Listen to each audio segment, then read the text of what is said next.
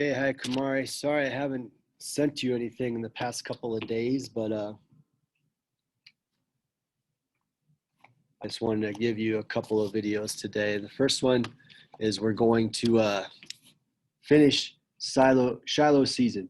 I think you missed a couple of chapters, but basically what happened was, in this book, Judd's been drinking too much and it's been causing problems and everyone's getting mad at him. Well, Judd just had himself a really bad truck accident in the middle of the night.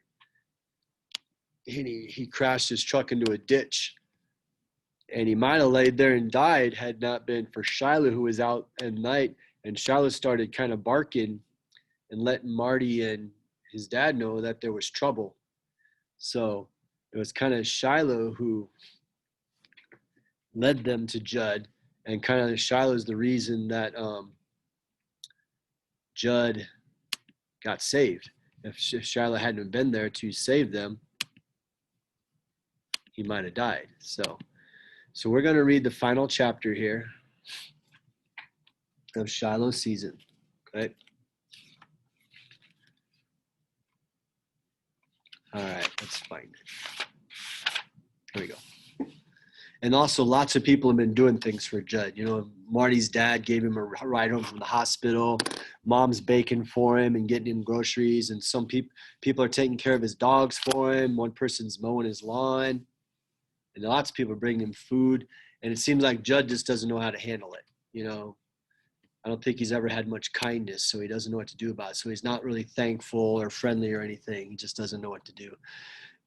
Ray and Marty have tried to come and say hi, but Judd's just like, nope, I don't need anyone to say hi to me. But Marty wants to try one more time, so let's see what happens. The next day, though, just because I asked, Dad and I get in the Jeep and drive over to Judd's. Seems strange to park across the road from his trailer and not be greeted by a bunch of yelping, snarling hounds. November's sun is shining down on Middle Island Creek, and you would never think that inside that trailer is a man as wretched and mean and sad as a man can get. His grass has been mowed again, probably for the last time this year, but all his shades are pulled. Like he don't want 1 ounce of sunlight trying to sneak its way into his house and cheer him up. We start across the road to where Judd's board sidewalk begins, and the trailer doors opens. There's Judd, big cast on his leg, holding his shotgun.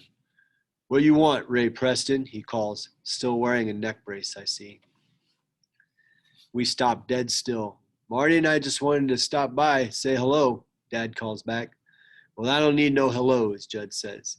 He's not exactly pointing the gun at us, but he's not pointing it away neither. You need any groceries, Judd? Anything I can pick up for you, Dad asks. Don't need nothing.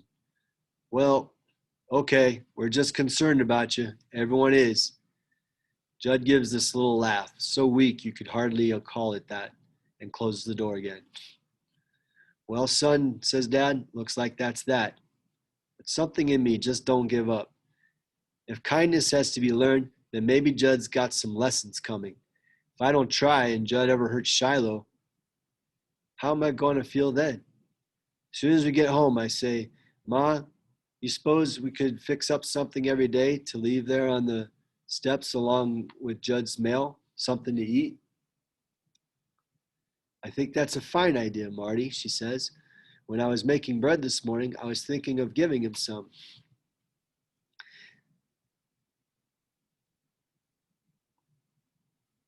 That evening, I wrap up a loaf for Judd, and next day, Dad takes it along with him and puts it right outside Judd's door. On Tuesday, though, Dad reports that the bread he had left on Monday is still there. Judd had taken in his mail, but left the bread outside. And you know what I'm thinking? It's not just the world he's mad at himself.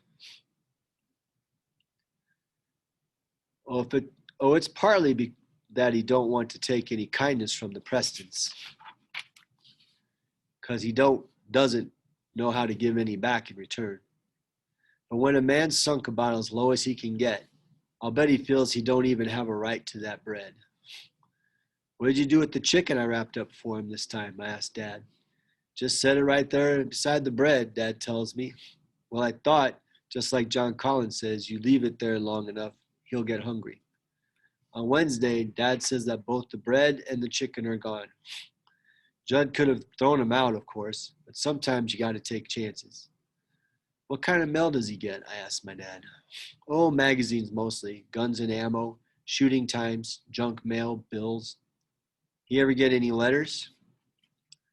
None I can remember.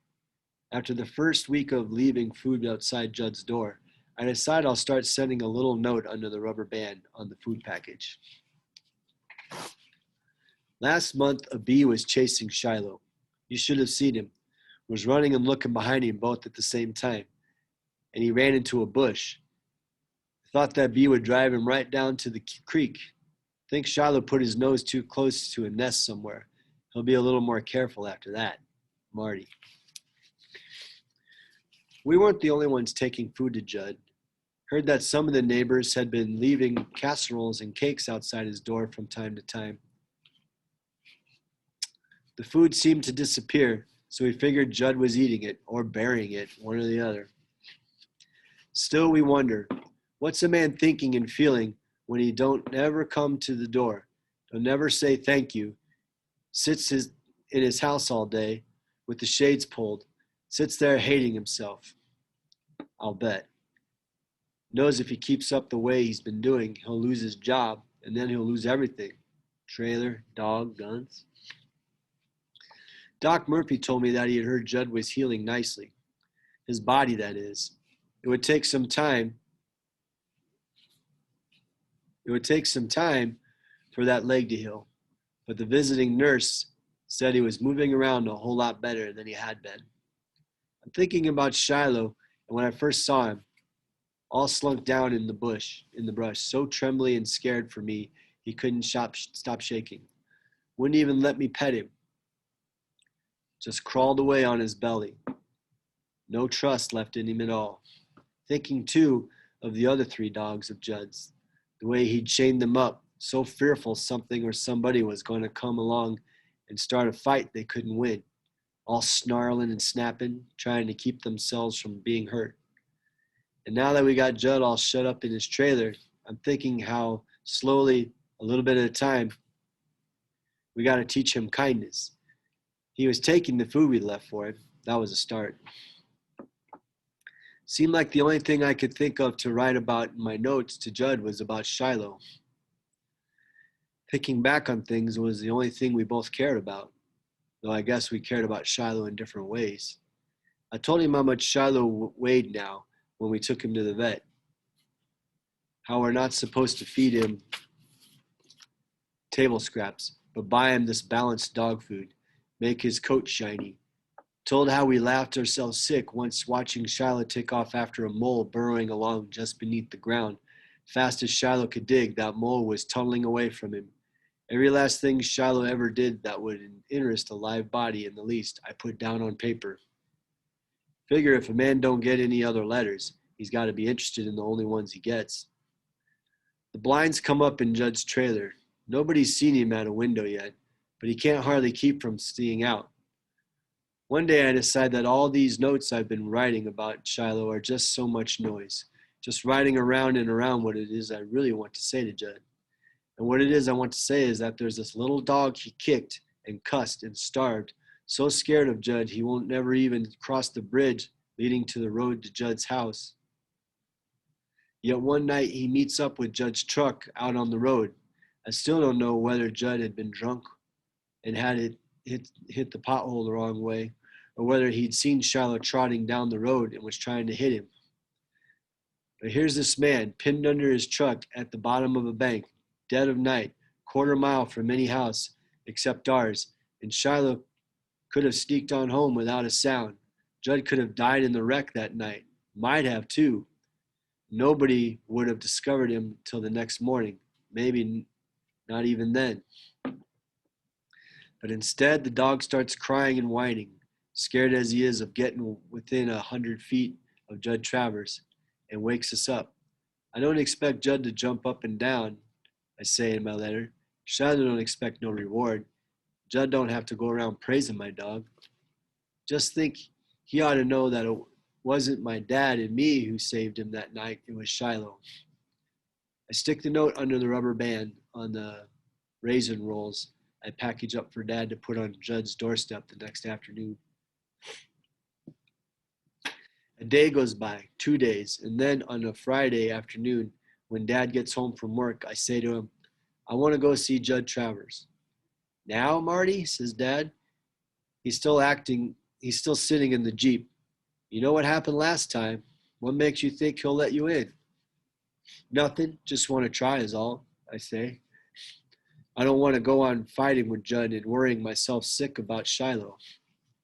Well, hop in, might as well go now as later, he says. Wait just a minute, I'm taking something, I say, and I go back to the porch where Shiloh's sitting, happy as a beetle on a rosebud, and gather him up in my arms. We're going visiting, I say. Shiloh licks my face. I get in the Jeep, but I don't put Shiloh on the seat by Dad and crawl in the back the way I usually do. I fasten my seatbelt and hold my dog in my lap. Dad's giving me this puzzled look. You sure about this, son? No, but it's only a visit, I say. Shiloh wriggles right over to the window and sticks his head out as Dad starts the motor. Be right back, I yell to Ma. She and the girls have their coats on, picking up black walnuts over by the shed. Shiloh hangs out the window, one paw on the sill. And the happier he looks, the more I wonder, am I doing the right thing? Shiloh's happiness lasts just till we get to the end of the driveway, because as soon as Dad turns right, he backs away from the window and looks up at me. I stroke his head. It's okay, Shiloh, I say. I hold on to him, because I'm afraid when we go to cross the bridge, he might try to jump out the window or something and run back home. I roll up the window. It's cold anyway. Dad eases the Jeep around the pothole, and as we start over the bridge, the boards making loose rattly sounds beneath this truck, Shiloh sinks down in my lap, like all the wind is going out of him. It's okay, I say again. He licks my hand. Once across the bridge, though, when we turn right again, Shiloh starts to whine, a high, soft whine down in his throat. I stroke his back. I'm remembering how when he come to me for the first time, Dad made me take him back right to his rightful owner anyway. And now he had hunkered down on my lap, just like he's doing now.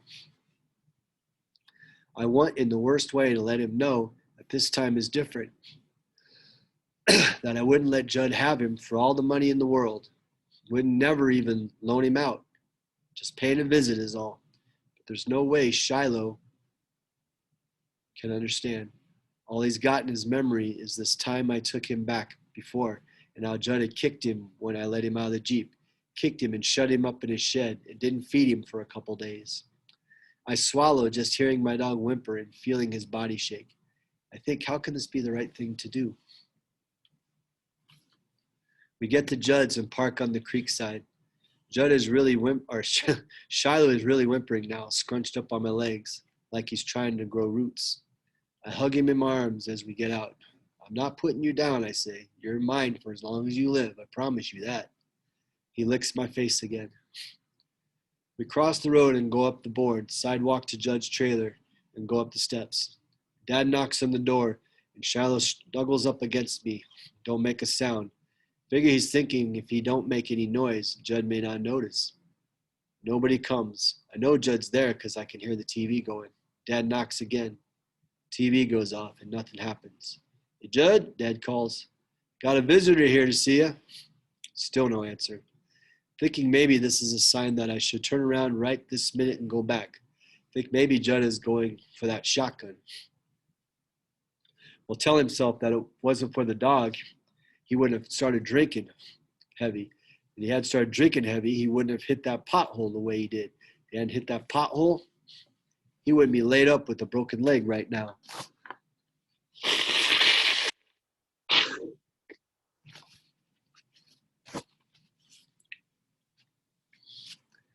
Then the door opens, but only a crack.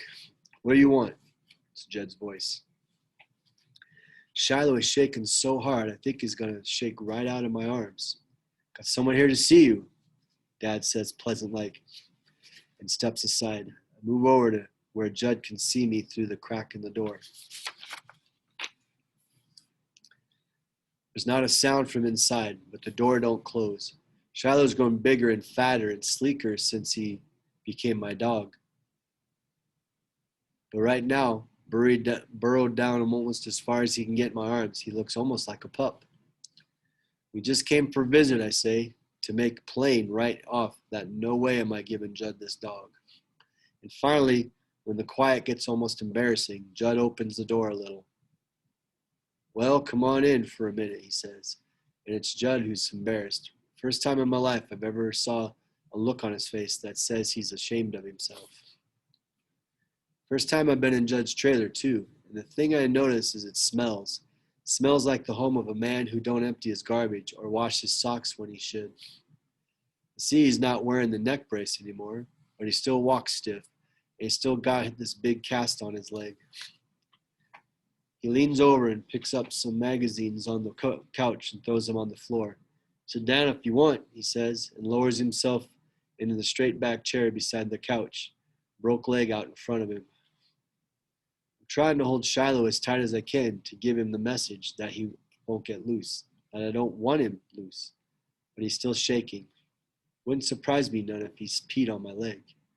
It's good to see you up and around, Dad says, sitting on the couch beside me. Things are healing all right, are they? Doing okay, Judd says, his voice low. He don't take his eyes off Shiloh, though. I wonder what he thinks about this scared, trembling dog hunkered down on my lap, silent now and limp as a leaf. Wonder if he's thinking about when this dog was his, the way he treated him, the way Shiloh kept running away. So he's the one that found me, Judd says. Yeah, I tell him. Just kept on making those noises till we come out and found your truck. All the while I'm talking, I'm rubbing Shiloh's silky head, scratching gently behind his ears, running my hand along his back, then starting all over again. And Judd's watching. I suppose he remembers me, says Judd. I don't answer. The way Shiloh's shaking, there's no doubt. Judd leans forward a little, and I think I see his hand move. Slowly he reaches out, and I can feel Shiloh flinch. I swallow as I see him shy away, drawing back from Judd's touch. But Judd lets his fingers rest lightly on top of Shiloh's head, just the way mine did, and then he begins to stroke my dog. At first I think Shiloh's too numb to feel it, too scared to breathe. All he wants to do, I know, is get out of there, make sure he's not going to be left behind. I figure that Judd's going to give him a couple of more strokes and then pull his hand away. But he don't. Just keeps stroking Shiloh's head like he's found something here he needs. And I can begin to feel Shiloh's body easing up some, feel his legs relax. He sits real still, looks straight ahead. Judd's strokes get more even, not so jerky. The palm of his hand strokes lower now, down on Shiloh's nose, then slowly moves up over the forehead before the fingers settle behind Shiloh's ears. Let me get the lights back on.